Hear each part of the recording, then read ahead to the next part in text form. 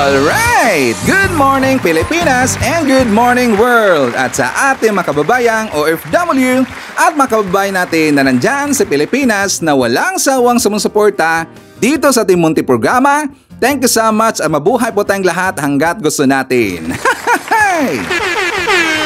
Well, anyways, tuloy-tuloy na po tayo sa tigbabalita dito ng mga tamang balita at sagutin ang maling information na ipapakalat ng mga fake news peddlers ng mga anti-Marcos, lalong-lalo na doon galing sa mga DBS na mga vlogger bagabayan. Yes, dapat silang sagutin. Bakit?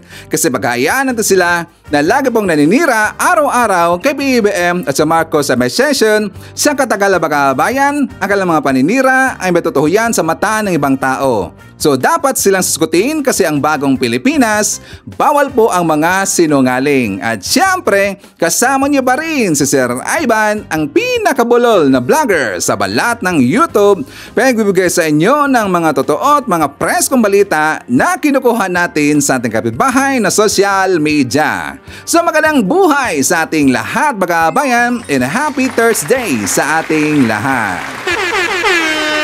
Okay, so before tayo mag-start mga kabayan, well syempre, as usual, i-check natin ang mga nakapasok sa ating top 5 commenters doon sa ating last vlog. At nandito sa listahan, anong una po, si Ma'am Shane Sibal. Meron siyang 61 na mga comments. Nandiyan po si Robel Ferrer Official. Meron siyang 60 na mga comments. Nemi Hasigawa. Meron siyang 40 na mga comments. Lerma Sondita. Meron siyang 30 na mga comments. And Lynn Gonzalez. Meron siyang 18 lahat ng mga comments. Again, thank you so much po sa ating top 5 commenters. At syempre, pasalamatan rin po natin ang ating po mga silent viewer dito sa ating channel. Thank you so much. At syempre, pasalamatan rin po natin ang lahat ng mga viewers na lagi pong nagla-like, lagi rin pong nagsishares ng ating mga videos. Thank you so much. And also makakabayan ko, i-acknowledge po natin ating po mga channel members. Nandyan si Maria Los Lagunsad, Florante Aquino, Barbara Butler, Pusong Inami, Katita Dar, Susan Torres, Edmond Castillejo, Samuel Membrado, and Via Vivar. I-greet natin makakabayan ng happy birthday si Mami Marlene Padua Fernandez ng San Carlos, Pangasinan. Greetings from Berto. Again, happy birthday. At syempre, nandiyan rin po ating mga suki. Mga early birds, yung nanguna po sa pag-comment dyan sa baba sa ating comment section. Nandiyan si Flaviana Abila, Lynn Gonzalez, Trining Lozano. Nandiyan po si Ralis Carlinga, Ulysses Ugi, John Cuan, Army Lagaso, Renato Baliner. Nandiyan po si Maria Cristina F. Manimbao, Rose Guevara, Phoebe Agustin. Nandiyan po si Mayeth Sibuhano. I-greet natin si Cristina Dapitan, Soledad Cabizas, Florifigo Mapak, Nida Rodelia, and hi to Lucana Nerpio. Okay, so kumusta ang lahat ba kabayan? How are you today? Well, of course, I'm hoping po na sana magandang ating gising ang umaga at meron ng energetic po na aura katulad po kay Sir Ivan. Siyempre, as usual, doon po sa kababayan po nagigising pa lang at wala pang energy, don't worry. Painitin ko po kagad yung mga umaga kasi marami mga baon na mga pasabog at mga balita sa Ivan na magamit ho natin. Ipandibang po sa mga ipinabakalat na mga fake news ng kabilang kampo, mga fake news peddlers. At siyempre, makaabahan ko, dapat na silang kukurtin araw-araw kasi sila po ay salot ng lipunan. Okay, good morning Pilipinas, Luzon, Visayas at Mindanao.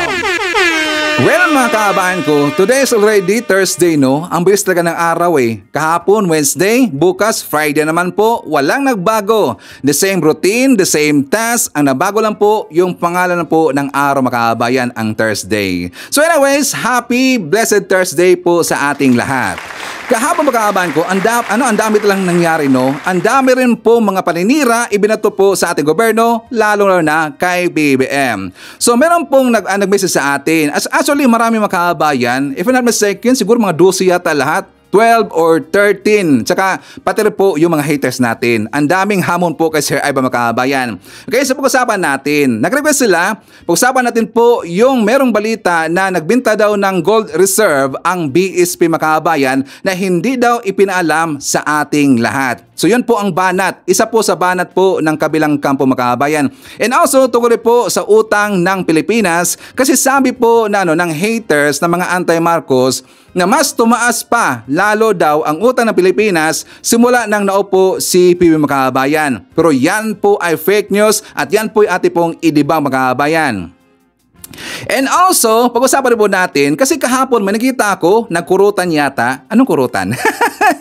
Nag-away yata doon sa Senado mga kabayan, si Senator Cayetano at saka si Zubiri. Nag-away mga kabayan. Talagang nakita ko, nung napanood ko yun, sabi ko parang wala yata sa wala sa hulo mga kabayan. Siguro para sa akin mga kabayan, I think this is this is only issue of miscommunications para sa akin, or baka yung dalawa na yon siguro mga hambong mga kabayan, siguro ayaw po magpapa-advise, ayaw po mag-accept po ng mga comments or ano man yan, or pabor mga kabayan. Kasi nga ang pangit talaga panoorin na mayroong ganyan po na mga mamabatas sa atin na mag-away mga kabayan. Pangit talaga yan talagang papangit po ang imahe ng Senado. So kahapon ang dami ho nila pong na-receive po na bashing mga kabayan galing po sa madla. Kasi hindi po maganda talaga ang kanilang ginawa. Ang nangyari doon, nagpataasan silang dalawa po sa kanilang ihi mga kabayan. So sa hindi pa po nakikita, ipakita ko sa inyo yung balita. For more details, let's watch this. Nagsigawan at muntik pang magpang-abot sina Senador Alan Peter Cayetano at Senador Juan Miguel Zubiri sa sesyon ng Senado kagabi. Ang tensyon nagugat sa resolusyong nagbumungkahi kung saang distrito isasama ang mga Embo Barangay na inilipat sa Taguig mula po sa Makati. Habang wala kasi ito, hindi makakaboto ang mga botante sa lugar ng kanilang kongresista sa darating na eleksyon. Ang kinahinatnan ng pagtatalo sa pagtutok ni Mav Gonzales. Under the rules, you have 1 day. Then, pare, pag lugar mo, ilang beses ka nakiusap sa akin Huwag mo ako sigawan. Ilang beses ka rin nakiusap pa. Hanggang doon na. Nag-abroad ka pa Anong gusto mo? Halos magpang-abot si Senador Alan Peter Cayetano at Senador Juan Miguel Zubiri sa sesyon ng Senado kagabi. Nang lalong uminit ang sigawan, inawat na sila ni Senador JV Ejercito at Senate Sergeant at Arms Roberto Angcan. Tumakbo naman si Senador Rapia Cayetano at niyakap ang nakababatang kapatid. Ay, sindak ka ng sindak dito Bakit? Sisigawan mo ako ng pakialam mo. Wala akong pakialam sa pumoto dun Sinabi mo yun. Interest mo lang iniisip ko Gusto mo ipapa-50 mo kami? Sabi ko sa'yo, pare, baka pwede makiusap. This is too important. Ang pinagtatalunan ng dalawang senador, ang Senate Concurrent Resolution No. 23 na iniakda ni Cayetano para sa tinatawag na mga Embo Barangays o Enlisted Men's Barrios. Ang lugar, dating sakop ng lungsod ng Makati, pero sumailalim sa isang territorial dispute at sa desisyon ng Korte Suprema noong 2022, inilipat ang jurisdiction sa kanila sa lungsod ng Taguig. Gayunman, wala pang batas na nagsasaad kung saang congressional district sa Taguig kasama ang Embo Barangays. At habang wala pa ito, sinabi ng COMELEC na hindi makaboboto ang mahigit 200,000 rehistradong botante doon para sa kanilang congressman sa darating na eleksyon. Sa sesyon kagabi, hiniling ni Cayetano na talakayin ang resolusyong nagbumukahi kung saang distrito isasama ang bawat Embo Barangay dahil urgent daw ang sitwasyon at malapit na ang filing ng Certificate of Candidacy. Pero kwenisyon nito ni Zubiri. This was not in the daily agenda, and this particular issue is on the disenfranchisement of these 10 Embo Barangays. However, Your Honor, I'm trying to get in touch with our colleague who is from Makati, and I do not know, does this have any implication to Senator Binay's I can state for the record, Mr. President, it has nothing to do with Makati anymore, because all of these barangays are now under Taguig, being administered by Taguig, and the problem is they'll not be able to vote for any... Then as for just a 1-minute suspension, she's calling. 1-minute suspension lang, Mr. At dito na nagsimula ang hamunan at mainit na pagtatalo ng dalawa. Pagbalik ng sesyon, kalmado na ang dalawa. If I raised my voice, it's because,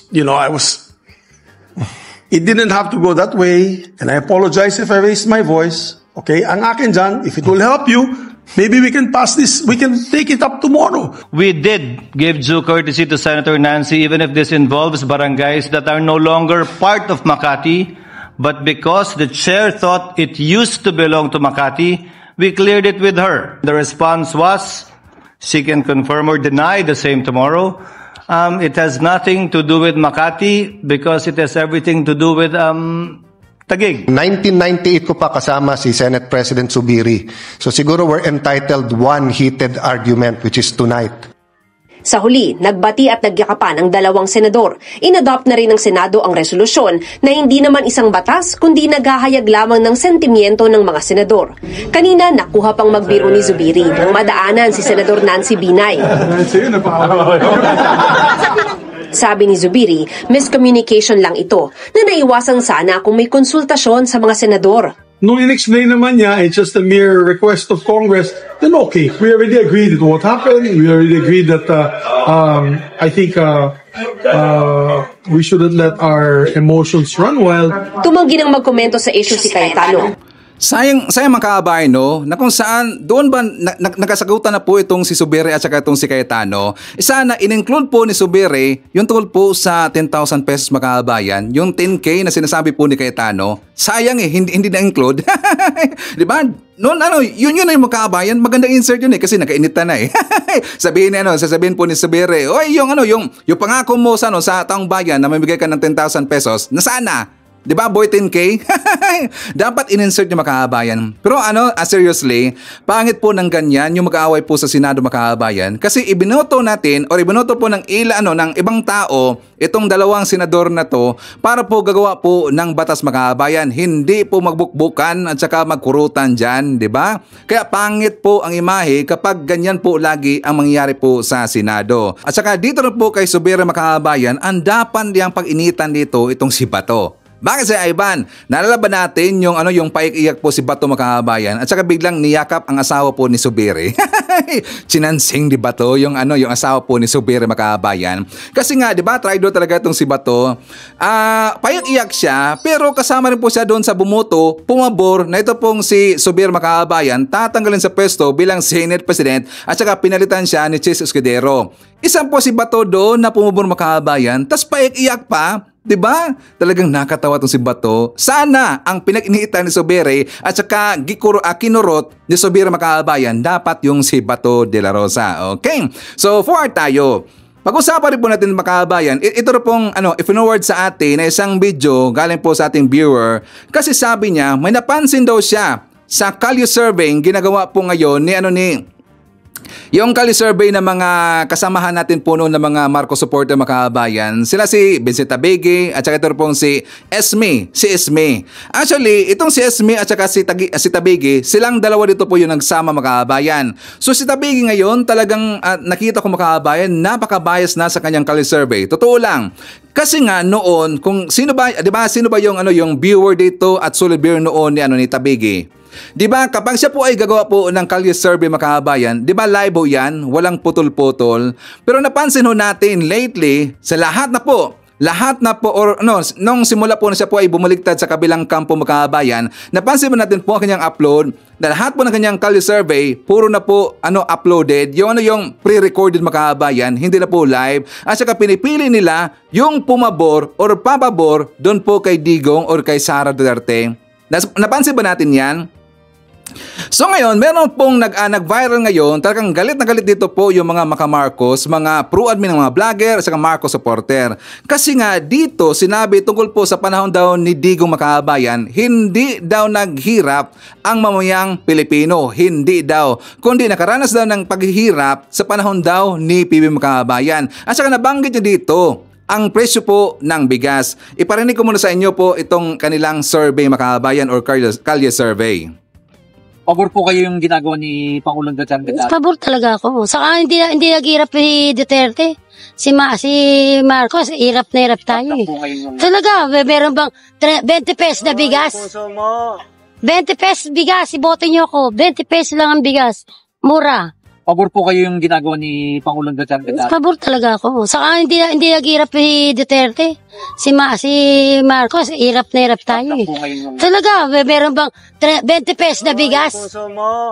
20 pesos bigas, iboto nyo ako. 20 pesos lang ang bigas. Mura. Okay, so yung mga vlogger na nakita natin mga kabayan, yun po si Tabigi at saka si Ismay, yung dito po sa may gilid na area.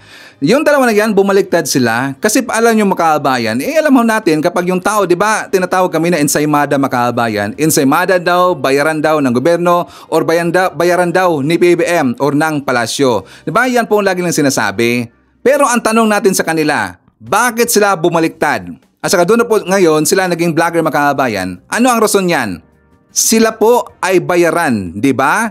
Kasi pag akala nila makabayan na meron pong binabayaran na vlogger si PBM. Actually wala pong bayaran dito po sa sa hanay po ng mga pro-admin na mga vlogger makabayan. Wala po dito. Honestly, wala pong binabayaran ito na vlogger. Kundi ito po ay kusang loob po na ginagawa namin na protektahan at saka suportahan po ang ating gobyerno at saka si PBM. Wala po dito. Kasi pag akala nila na meron pong bayaran sa hanay po ng mga pro-admin na vlogger. So nung nalaman nila makabayan at saka na-realize nila na wala pala dito na bayaran, bumaliktad sila bigla kasi nandun po yung mga bayaran makabayan, di ba?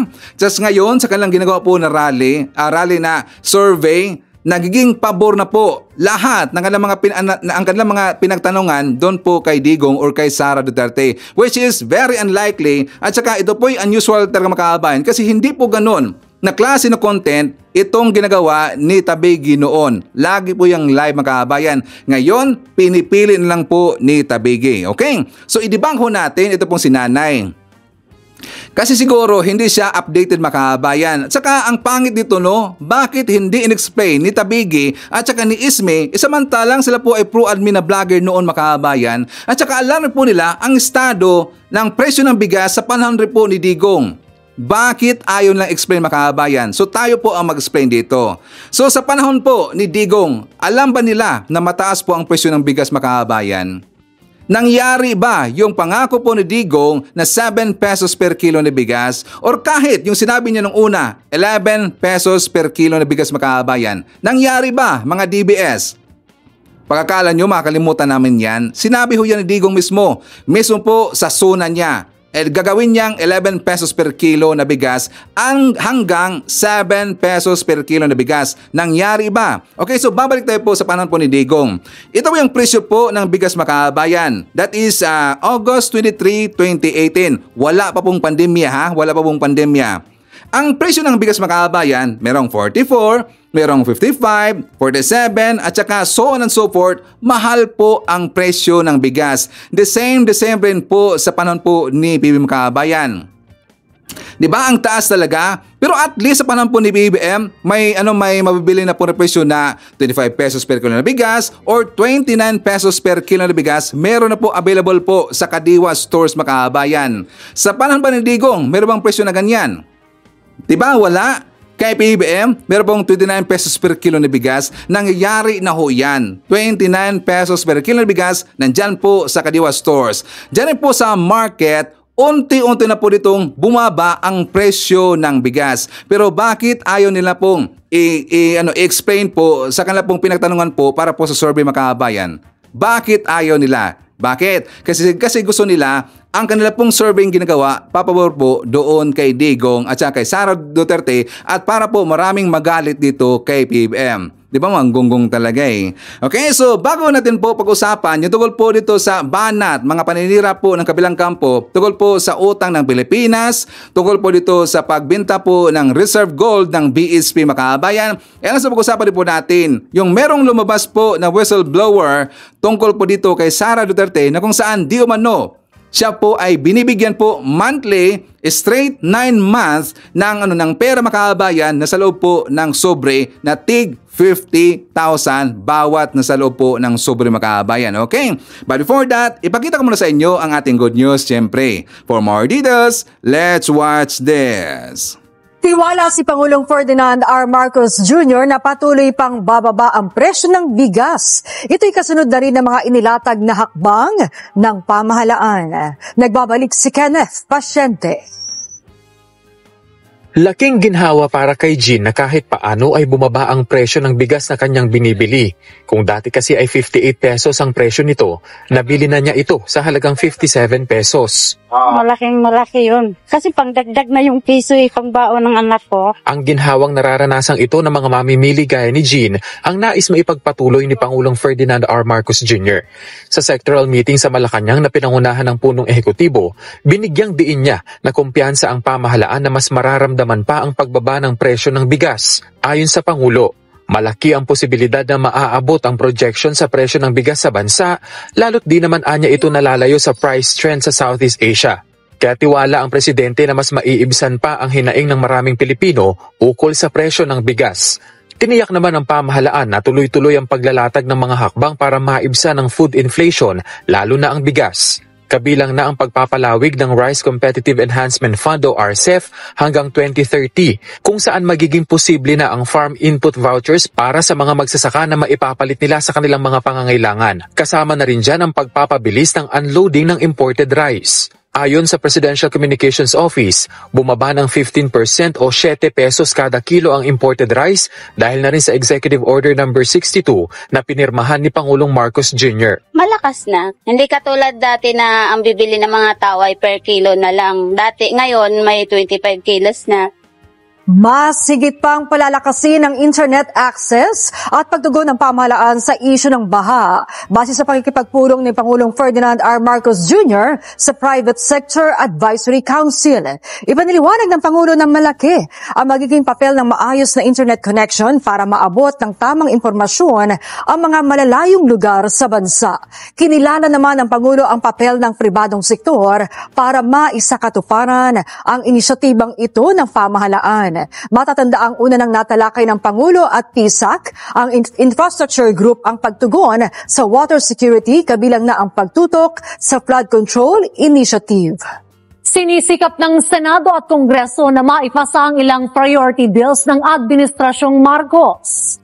Kabilang sa mga pinatututukan ni Pangulong Ferdinand R. Marcos Jr. ang ilang panukalang makatutulong ng malaki sa flood control program ng pamahalaan. Target din ng Kongreso na maipasa ngayong gabi ang 2025 National Budget. Yan ang ulat ni Kenneth Pasyente. Sa ika-6 na Legislative Executive Development Advisory Council o LEDAC meeting na pinangunahan ni Pangulong Ferdinand R. Marcos Jr., pinatututukan niya ang agarang pagpasa bilang batas ng Waste to Energy Bill para matugunan ang pagbaha sa bansa. Anya, kailangan ang pagsasabatas ng panukala lalo't malaki ang magiging papel nito sa flood control program ng pamahalaan. Ayon sa Pangulo, hindi na lang daw kasi ito tungkol sa basura, kundi higit lalo sa flood control effort. Isinulong din ng Presidente sa LEDAC meeting ang reorganization ng water management sa bansa sa pamamagitan ng pagbuo ng Department of Water Resources. Tututok daw ang departamentong ito sa mga proseso ng water management lalo na ngayong danas ng bansa ang epekto ng climate change. Sinabi ng Pangulo sa Senado na maglalabas ng bukod na executive version ng Department of Water Resources bilang Malacanang na pag-aaralan naman daw ng mataas na kapulungan ng Kongreso. Samantala, tuloy ang pagsisikap ng Senado at Kamara para maipasa ang mga priority legislation sa ilalim ng Marcos Jr. Administration. Katunayan, nasa 19 na mula sa 64 na Common Legislative Agenda Priority Measures ng administrasyon ang naisabatas na dahil sa pagtutulungan ng Senado at Kongreso. Ibinahagi ni na Senate President Chis Escudero at House Speaker Martin Romualdez na pipilitin nilang maipasa bilang batas ang mga nalalabing priority bills bago ang Christmas break, na sa ngayon ay 5 na lamang daw ang natitira sa Senado, habang 2 legislative priority agenda naman sa Kamara. I'm glad that Senator Chis Escudero brought some clarificatory issues that have been ironed out at the LEDAC, and we are looking forward to its progress and soon to be passage at least on the part of the House. Isa rin sa tututukan ngayon ng Kongreso ang 2025 budget na ayon kay Romualdez ay kanilang papaspasan ng pagpasa ngayong gabi matapos i-certify as urgent ni Pangulong Marcos Jr. Mamayang gabi po, maipapasa natin po yan on third and final reading and ready for transmission in short order to the Senate. Kaya itong pinaka-importanting batas na hinaharap natin po sa Kongreso at tas yung kumpiyansa ko na ito ay may tatapos natin itong gabi. Tiniyak naman ng Senado na maipapasa ito sa tamang oras sa kabila ng mga kabilaang hearing sa Senado. Katunayan, may kasunduan na raw ang Senado at PICC para magsagawa ng ilang pagdinig doon. It has always been passed by the Senate in time before we go on recess. But to address your question directly, the Senate has entered into a G2G agreement with the PICC whereby we were able to add or get 5 rooms because we only have 6 in the Senate to enable members of the Senate chairing the various committees to be able to do their respective hearings without affecting the budget process that we are currently undertaking. Kaugnay naman ang issue ng pagdinig sa budget ng Office of the Vice President, magkakaroon daw ng konsensus ang mga kongresista kung ano ang dapat at tamang maging aksyon dito, lalo na sa hiling ng marami sa mga ito na mag-resign na lang si VP Sara sa pwesto dahil sa makailang ulit nitong pag-snub sa budget deliberation. Well, lahat ng mga congressman may ideas, meron silang opinion, but before tonight's end, we will come to a resolution and that will be the act of the plenary.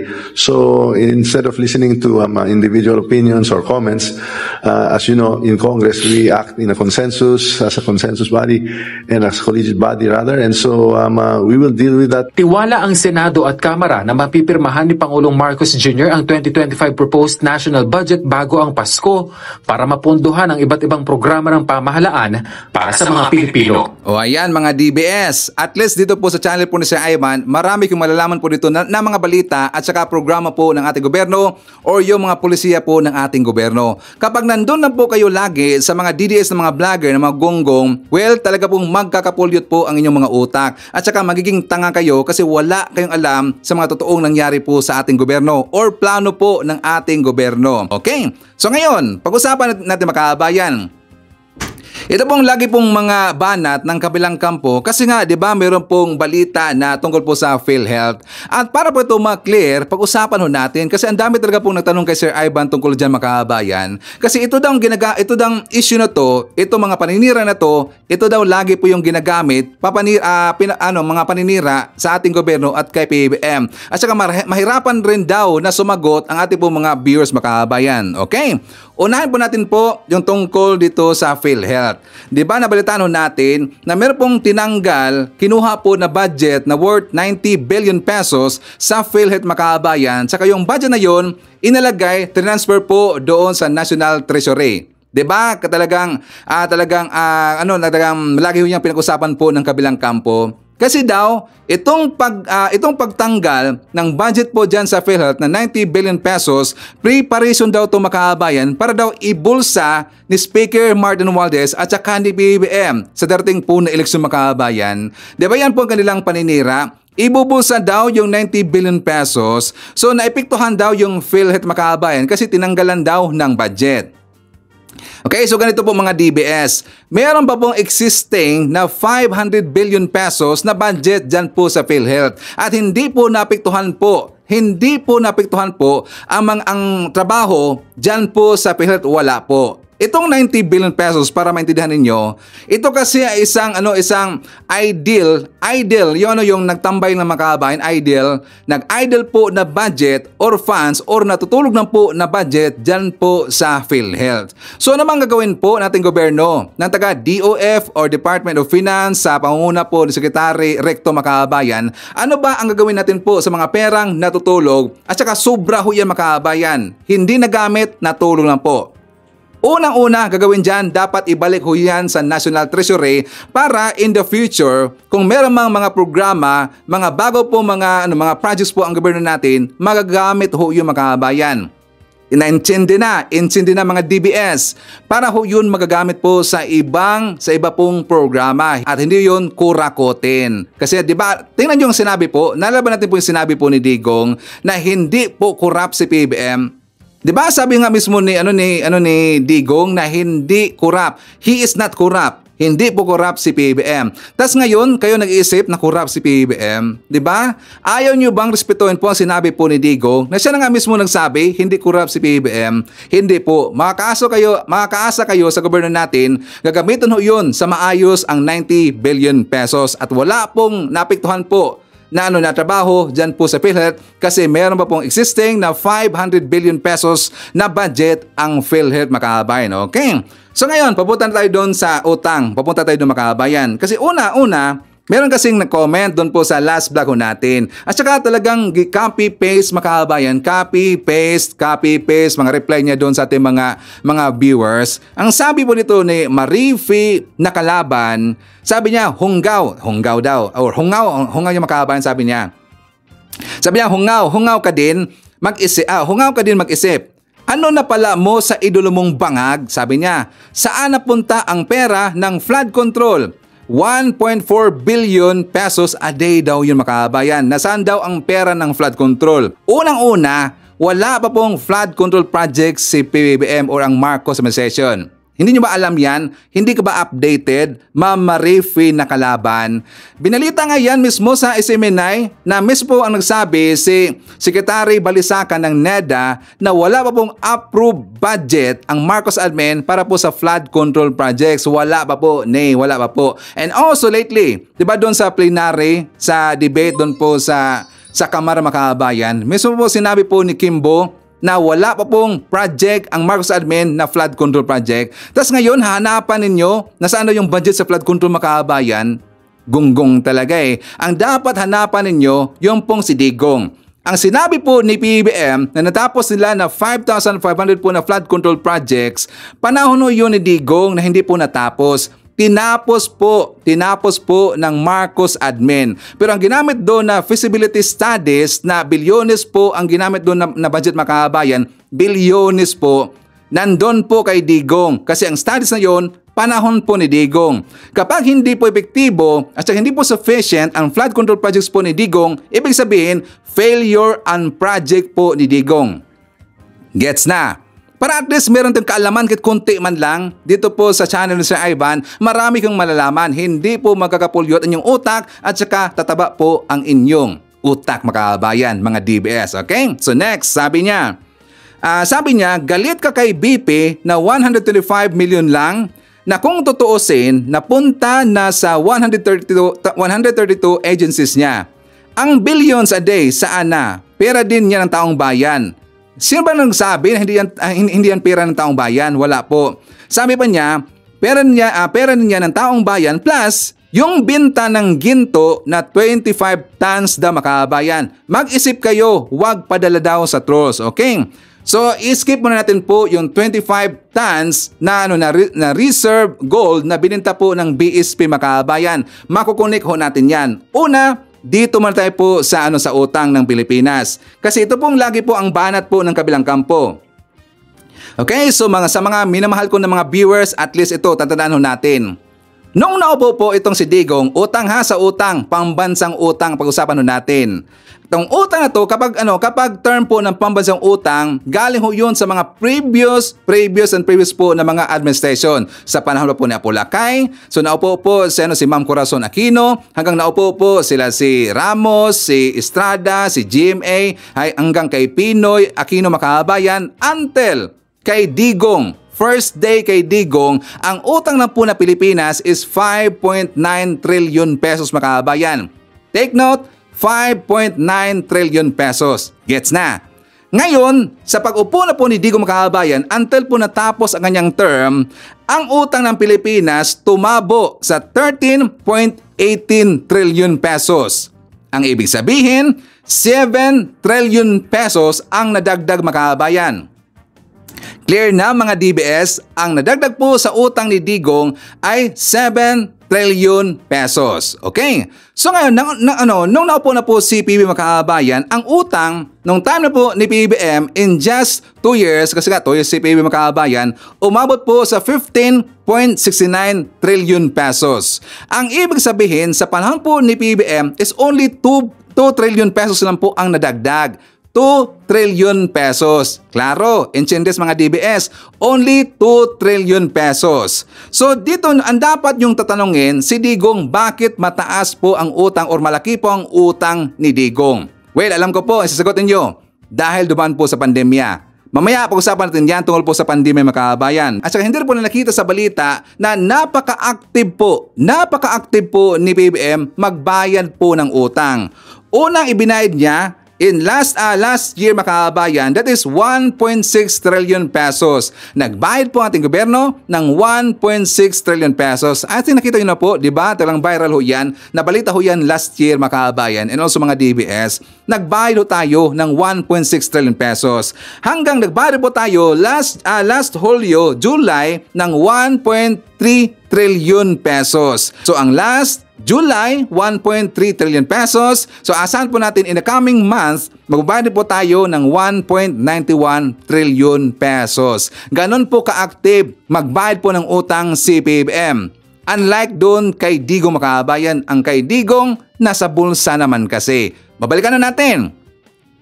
Alam ko sasabihin lang mga kababayan, tsaka dapat nga na tatanungin nila ito si Digong, bakit umabot po ng 7 trillion pesos ang ganyang utang? 7 trillion pesos ang utang. Tas sabi pa nila, hindi daw naghirap ang mga tao sa panahon daw ni Digong makabayan. Hindi ba naghirap? Tas ang laki po ng utang makabayan. Ngayon, insert natin. Alam ko po, ang banat nila, kasi dumaan po sa pandemya, tanga ka ba? Okay, pandemya.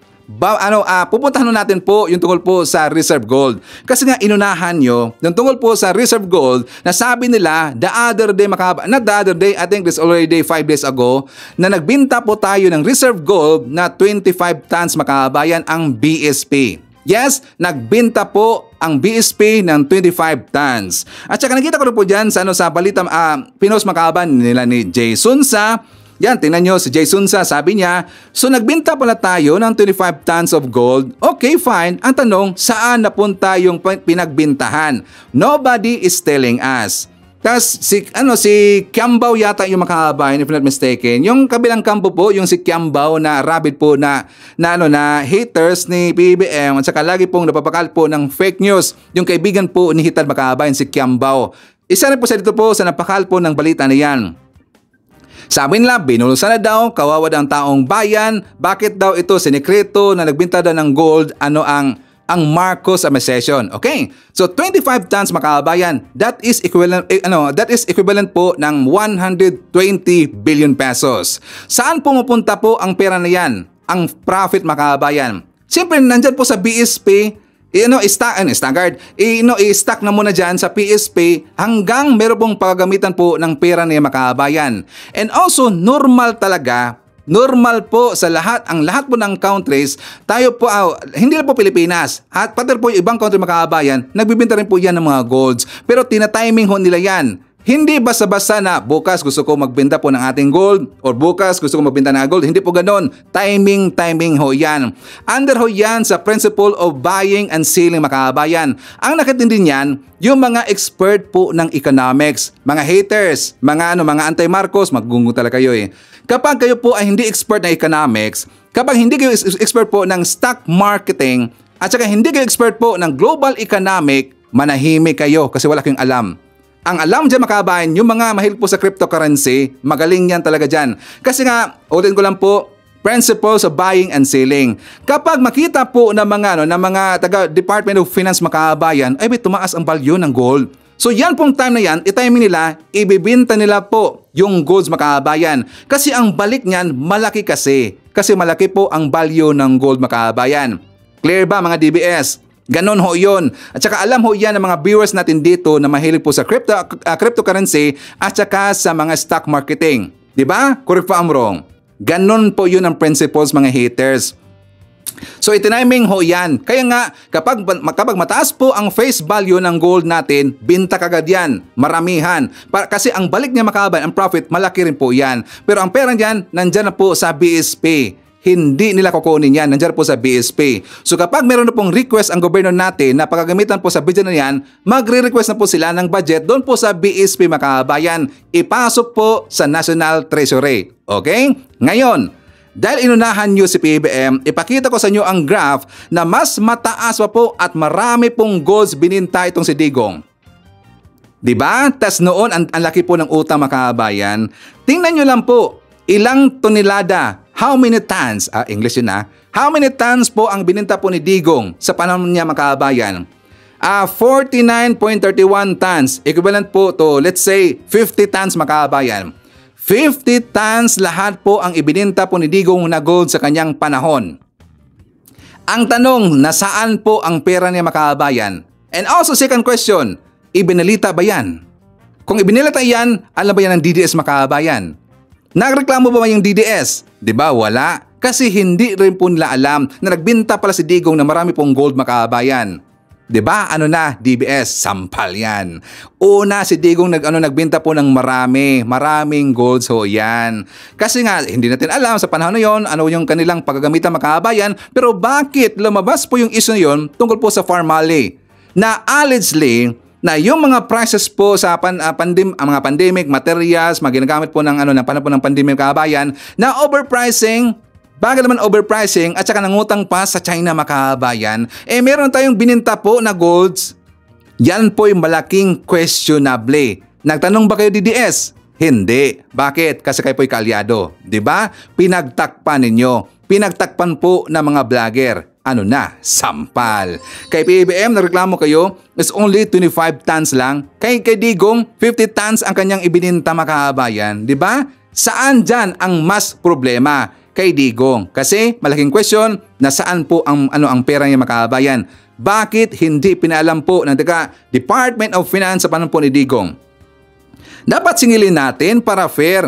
Lagi diba, tinitira nyo si PBBM, sinisiraan nyo si PBBM, sinisiraan nyo ang BSP. Sa panahon ni Digong, tinira ba ninyo? Hindi. Diba? Kasi kalyado ninyo. At talagang pinagtakpan ninyo itong si Digong. Clear na mga DBS. At least dito po sa ating channel, marami kang malalaman dito. Ito'y totoo talaga at saka documented ho yan. Documented, hindi po fake yung sinasabi po ni Sir Ivan. Documented ho yan. Pwede yung tingnan po doon sa graph po ng BSP mga kabayan. Okay? So before tayo mag-jump po sa ating next topic, masyado natin, nandyan po si Emmy Mapalad, Omar Lugod, hi to Jen Medina, Len Moss, nandyan po si Nelda Arcio, hi to Tami Tamayo, Gorgonia Angala, Wing Salvatierra, nandiyan po si Agida Conanan, Leslie Cabrera, nandiyan po si Anonsky Pasamonte, Jefferson Gregorio Laico, hi to Otelo Lim Diesto, nandiyan po si Nonay Floren Hills from Mandawi City, Cebu, Victor Robin, Emma Valdez from Cubao QC, nandiyan po si Bebe Garcia, Judith Dumas Panya, hi to Boboy Elmido Costin Sadugyo, and hi to Milagros Vanes. Okay, sakto ba Vanes? Okay, so makaaban ko, pag-usapan ho natin.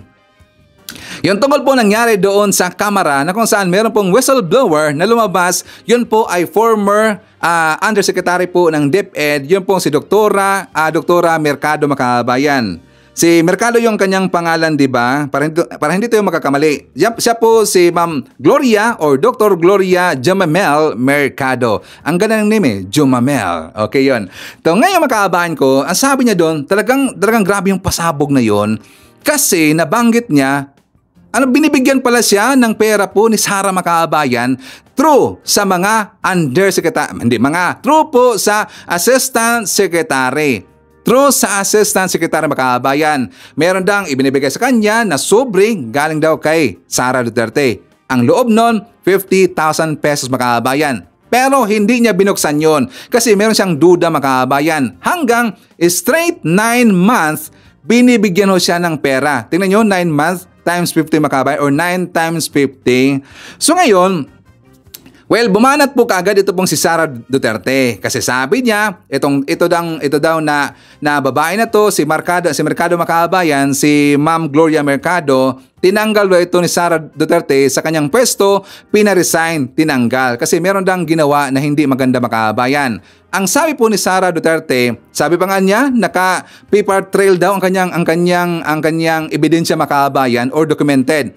Paper trail or documented ang sabi niya. Tungkol dito sa nangyari po kay Mercado Makabayan. Sabi niya, hindi daw alam ni Sara Duterte na nag-solicit pala ng worth 16 million pesos doon po sa mga private companies. Ito daw si Mercado Makabayan. Yan pong sabi niya. And second, nag-appoint itong si Mercado dyan po sa HR, under po sa admin Makabayan, HR, na kung saan non-teaching staff. Kaya sabi niya, bakit daw nalagay po siya ng mga non-teaching staff, sabi niya, doon po sa kanyang office, which is meron dang nagre-reklamo Makabayan. And also, basahin ko lang po ang balita pang SMNI.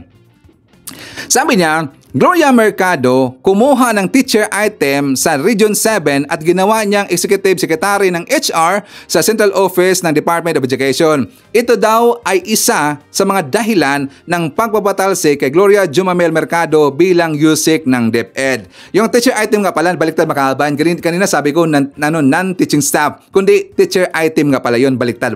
Sorry.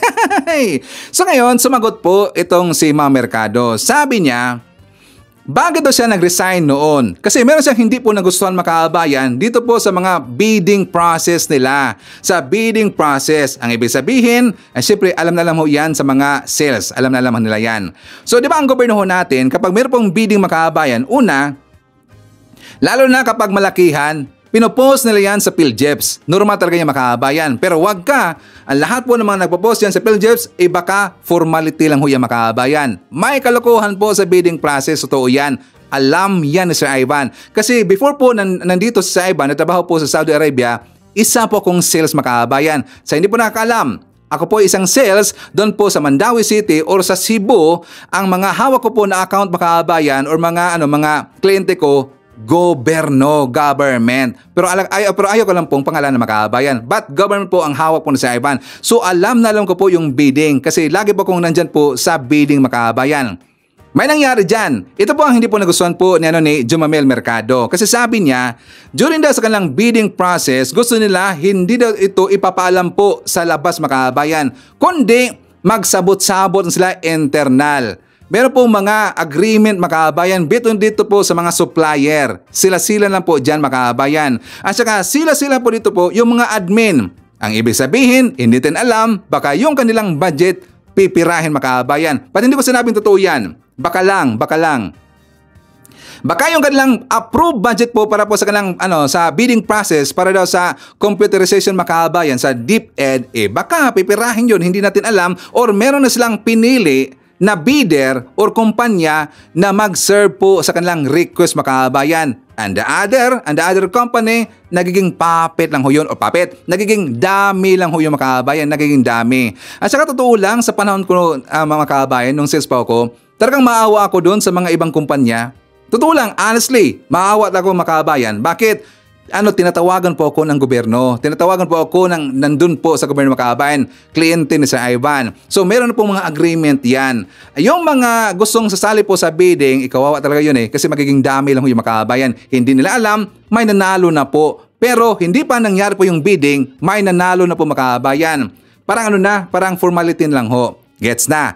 Pero wala akong sinabing totoo yung nangyari doon sa sa panahon po ni makaabayan, sa panahon po ni Jumamel Mercado na ganun ang nangyari. Iba po nangyari doon kay Jumamel makaabayan. Iba rin po nangyari sa panahon po ni Sir Ivan. So nga makaabayan ko, dito po sabi po ni Jumamel, hindi niya nagustuhan yon. Ayaw niyang ganun makaabayan. Sabi niya, alis daw siya kasi pangit ang ganyan. Dapat kasi kapag bidding process, dapat public ho yan at malalaman po ng lahat makaabayan para meron pong transparency.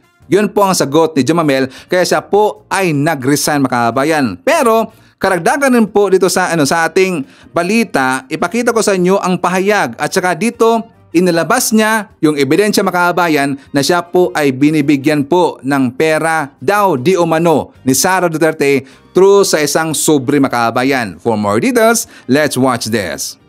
Last question, ma'am.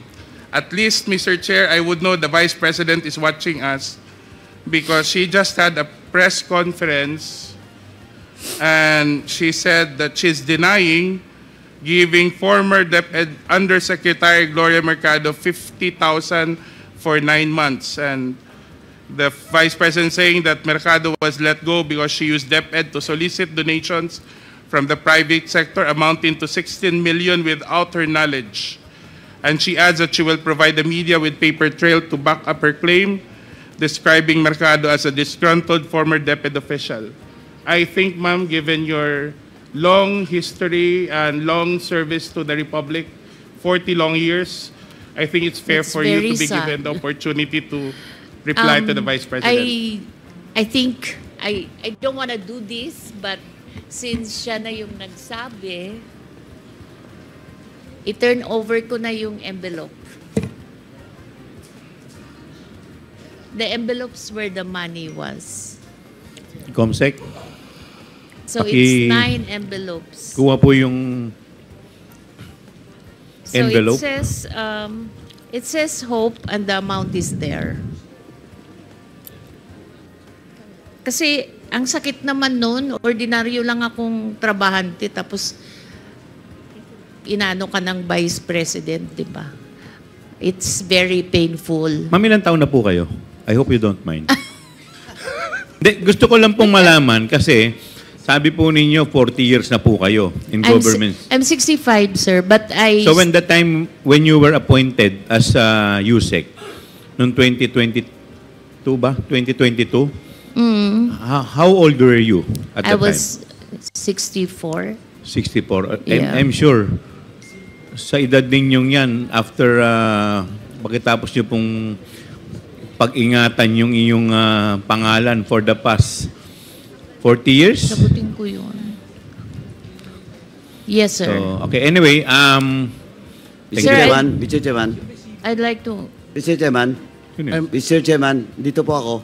Ay, Mr. Chair, can I continue first? Congressman, wait, before I recognize Congressman Paduano, ma'am.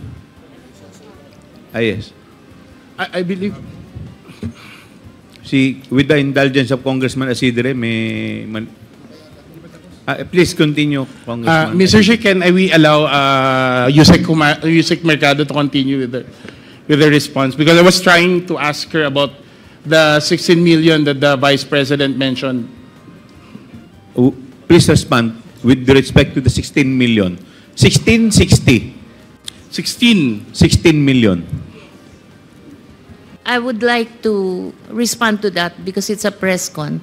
When I was called for by Yusek Sulaika, he said, Yusek Mercado, you have to go because one, you have a teacher in your staff.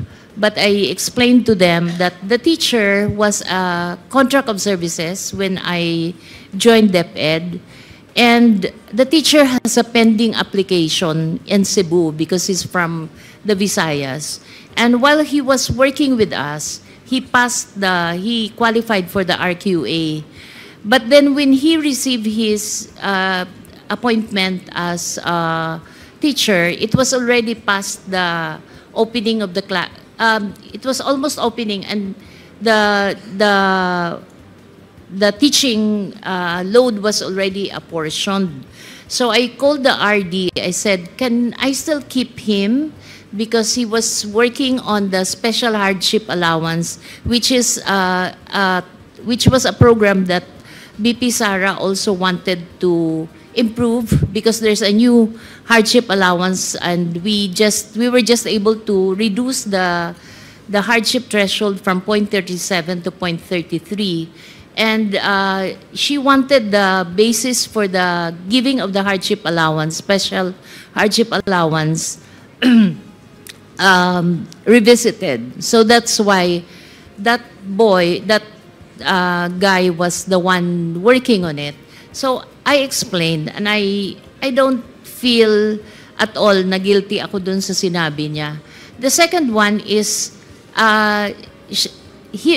Sulaika mentioned that I solicited from 2 agencies. So I explained to her that it was a program which our strand developed. There were 2 consultants from UNICEF who developed the app, and then we asked our external partnership office to look for external partners who will be presenting the program, because we developed the concept. It was DepEd Guru. It's her being able to contact the 980,000 teachers. Parang kahit nasan siya, pwede niyang makausap yung mga teachers. The second one was for us to do an electronic mode of the RQA. Parang there's no human intervention anymore. Everyone uploads the credential. Even the computation of the teacher qualification is already on an what do you call this? Wala na siyang human intervention. So that was the program. It wasn't us who who would be the partners who will be invited. It was the external partnership. So we made a presentation to almost all the corporations. And then some of the corporations appreciated that it's a very important program. So some of them committed to buy, kasi what we did is we divided the total fund of 16 million into chewable chunks.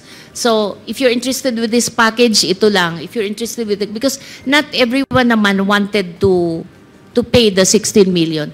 But there were 2 corporations who were willing to fund, because we wanted to put one in Mindanao, one in Visayas, and one in Luzon. So there were 2 who committed to fund the full package, and those were the 2 corporations that Yusek Zulaika said I solicited. So I explained properly. I did not solicit. There's no money involved there. These are equipments. Walang cash po doon. Equipment siya na ito turn over sa DepEd. So I feel very sad that up until now, the BP has not been appraised, as I explained it to her people, that we did not solicit. In fact, the two corporations are willing to give an affidavit that I have no solicitation from them of 16 million. Tingnan nyo makabayan, hindi pala pera involved doon, kundi equipments ang gusto po ni Ma'am Mercado na na itulong makabayan. Kundi 'di ba, doon po sa mga balita at saka sinabi po ni Sara Duterte, which is ang kanyang claim doon na nagsolicit daw itong si Mercado ng 16 million makabayan, 16 million. So para sa tingin natin parang pera. First pa lang po natin po yung marinig makabayan, 'di ba pera kaagad ang involved doon? So equipment pala, hindi doon ganoon. Saka meron pong agreement makabayan at saka alam rin po 'yun. Alam rin po 'yun ng DepEd. Pero hindi 'yun siguro nagustuhan po ni Sara Duterte makabayan. Pero napansin natin po the way po magsalita sa akin lang sa aking analysis makabayan, nagsalita po si Ma'am Mercado, straight siya. Talagang wala siyang kodigo makabayan. Straight po, coming po sa kanyang idea o sa kanyang experience. Ibig sabihin, nagsasabi siya ng totoo makabayan.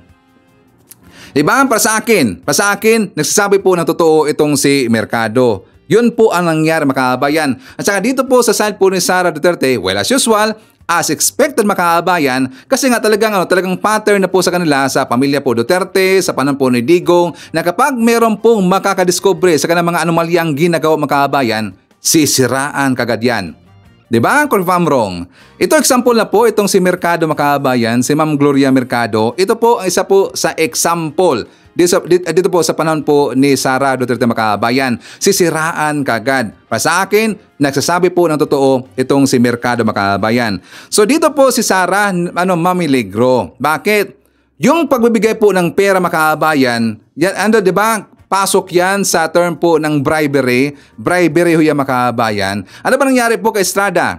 Kung bakit siya napatalsik makabayan? Bribery issue rin po yun. The same po dito sa kay Sara, kung sakaling ito po'y mapapatunayan makabayan na nagbigay talaga ng pera itong si Sara Duterte. Kasi that is served as bribery makabayan. Bribery. Diba? At saka doon po sinabi po ni Sara, meron na siyang di best makinig. Diba sabi niya na meron daw siyang equipment, meron siyang dokumento daw ito, merong paper trail ang kanyang ebidensya. Yung dokumento na doon, ibibigay din niya sa mga journalist makabayan o sa mga reporters, sabi niya. Paano siya magiging credible dito na ayaw niya nga pong mag-o-taking makabayan? Diba? Paano siya magiging credible? Ayaw niya. Umiiwas siya sa o-taking makabayan. Ayaw niya. Kasi kapag ikaw po may mag-o-taking, ibig sabihin, totoo po lahat ang iyong sasabihin. Kasi kapag ikaw po ay magsisinungaling, ikaw po ay nag-take out makabayan, makakasuhan ka talaga yan. Ikaw po ay ma-cite in contempt makabayan. And worse, kakasuhan ka talaga yan. Diba?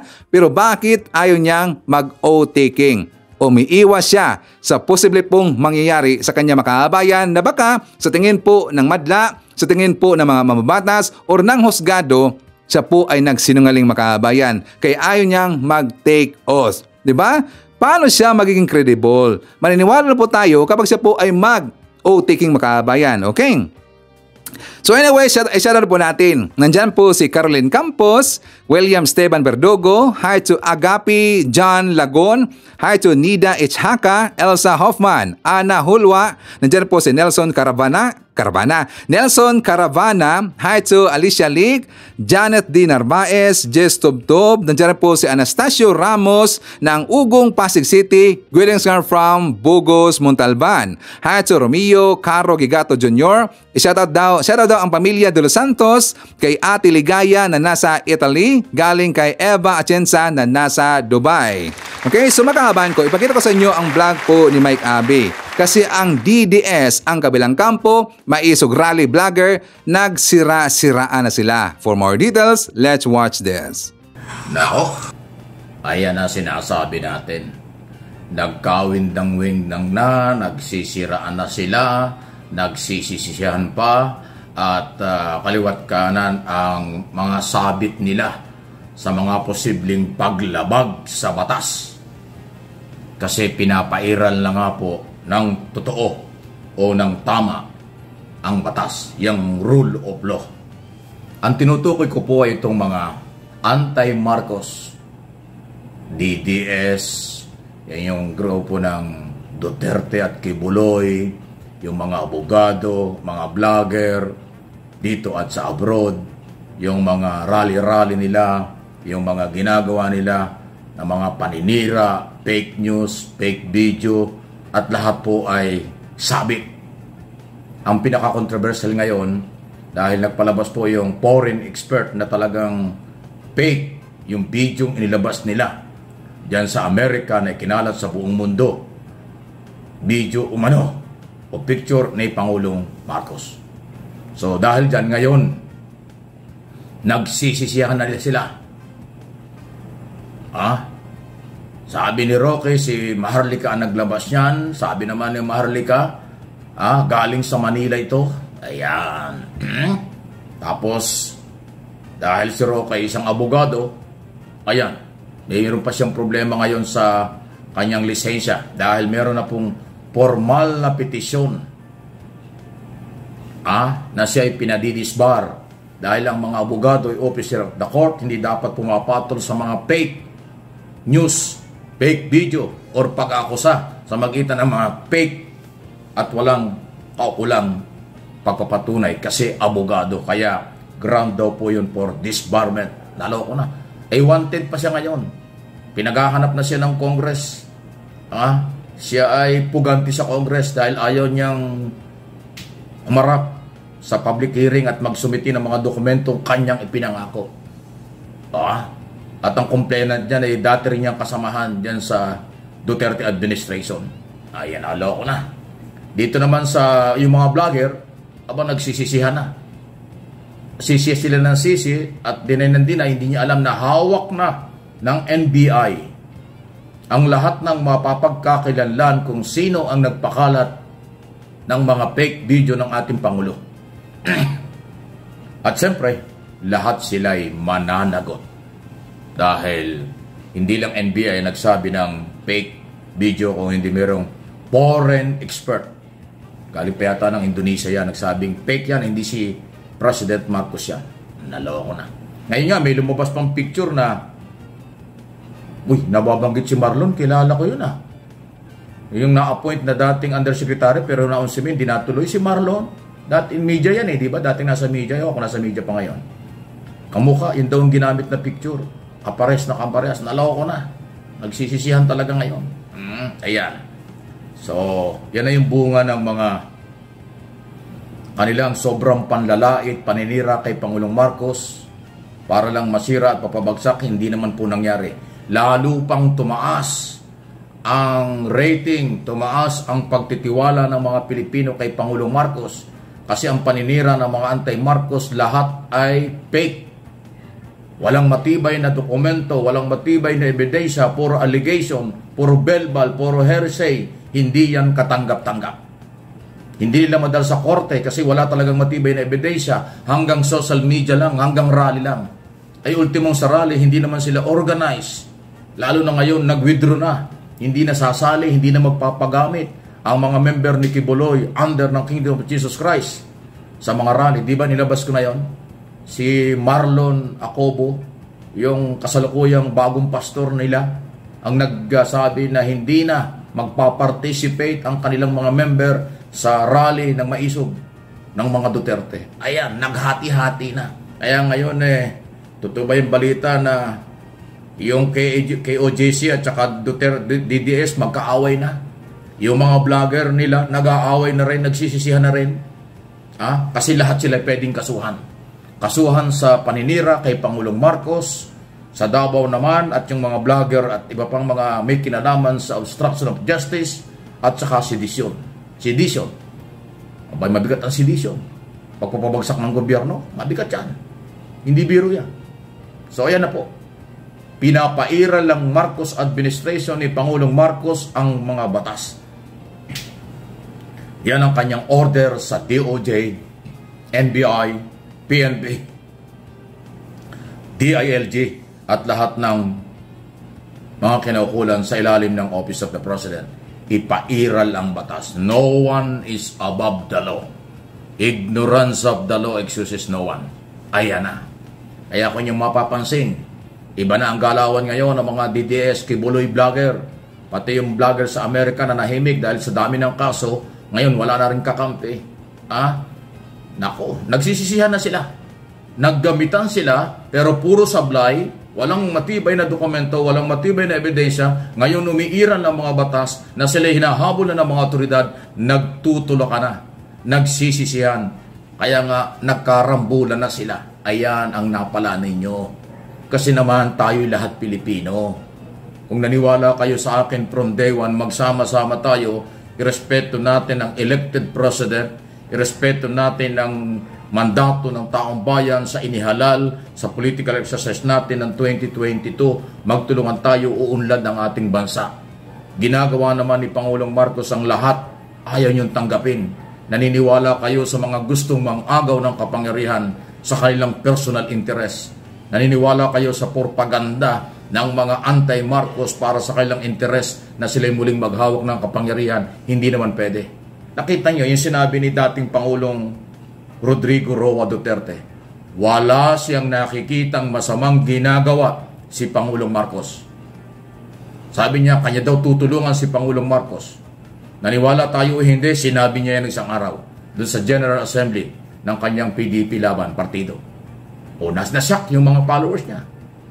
Dahil sa kabila ng halos 2 taon na paninira nila kay Pangulong Marcos, wala silang napatunayan at hindi nila napahina ang gobyerno. Lalo pang lumalakas sa mga rating at paniniwala ng taong bayang suportahan ang kasalukuyang gobyerno under President Marcos. Sa halip, iwan ang mga anti-Marcos. Na-realize na siguro ni dating Pangulong Duterte na walang impact ang kanilang mga ginagawa. Kaya ngayon kumambyo. Ano ang sabi niya? Maganda ang ginagawa. No bad blood. Wala daw siyang nakikita para i-criticize, para sirain, para banatan ang ating gobyerno ngayon under President Marcos. Nakita nyo? O maniwala tayo o hindi, sinabi niya yan.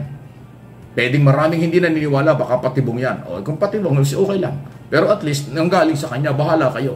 Ako, ang paniniwala ko, nakita niya na walang nangyari sa kanilang pagpapabagsak. Yung bangag issue, yung pulburon issue, video, lahat sablay. Tapos itong mga malalapit kay Duterte, lahat ngayon nakakulong na. Si Harry Roque, pugante na sa Kongreso. Si Garma, yung dating general manager ng PCSO, nakakulong, content na. At marami pang lalabas. Pagkatapos ng budget deliberation, magpapatuloy ang mga hearing ng Quad Committee. Wala silang kahit recess, magtatrabaho sila. Marami pang puputok na mga balita dyan. Ayan ang sinasabi. Anong napala nyo? Wala na. Sumama na lang kayo sa gobyerno, magtulong-tulong tayo, tulungan natin ang mahirap, tulungan natin si Pangulong Marcos, magbayad ng tamang buwis, panalo. Magandang imahe natin sa international community. Dahil yung 2 taong mahigit na inyong paninira, enough na yon. Hindi nyo napatunayan. Magbagong buhay na kayo. Kung hindi, rule of law, no one is above the law. Gumagapang na, gumagalaw na. Kaya nga nakakatulog na kayo. Okay, so isa-tara po natin ang Barbecue Bob Kabuyaw. Nandyan sa San Pedro, Laguna, crew na sila si Arlel, Giselle, Christian, Nexie, Kay, at Janet. Nandiyan na po si Rosabella Villacortesa. Hi to Ashin. Nandiyan na po si Felix Apari from Bohol. China Nigen Cantona from Oklahoma, USA. Isyatan natin si Evelyn Garcia, Erpilo Mark, and hi to Ellie Julian. Okay, so makakabahan ko. Thank you so much sa ating mga viewers na nag-comment dyan sa baba. At saka hindi ko po na-shoutout makabayan. Okay, hopefully po sa ating next topic, ma-shoutout ko na po kayong lahat. Anyways, yan po ating manakalap na mga balitang ngayong araw. Kung nakaabot ka po sa portion na to, sana nakapag-like na ho tayo. Libre po ang mag-share. Libre din ang mag-subscribe. Again, maraming salamat sa mga viewers na hindi nag-skip ng ating mga commercials. Thank you so much. At before natin tatapusin ating programa ngayong araw, sana sabayan nyo si Sir Ivan para sa ating live messaging prayer. Panginoon, naway samahan mo po akong lumakad. Gabayan ako sa lahat ng katotohanan at bigyan mo po ako ng lakas sa aking kahinaan, pag-asa sa aking pagkabigo at kagalakan sa aking pasakit. Ano man ang mangyari sa buhay, mangyaring hayaan akong maunawaan ang iyong mga intensyon sa likod nito. Hindi sisihin o mamaliing intindihin ka at maniwala na dapat mayroong iyong perpektong plano sa likod nito. Ngayong araw, nais kong hanapin ang iyong mukha sa aking buhay at magsilita at kumilos ayon sa iyong kalooban upang luwalhatiin ang iyong pangalan. Idinadalangin ko ito sa pangalan ng ating Panginoong Jesucristo. Amen. So maraming salamat mga kababayan, and I hope to see you again on my next video. Feliz Navidad. Feliz Navidad. Feliz Navidad, prospero año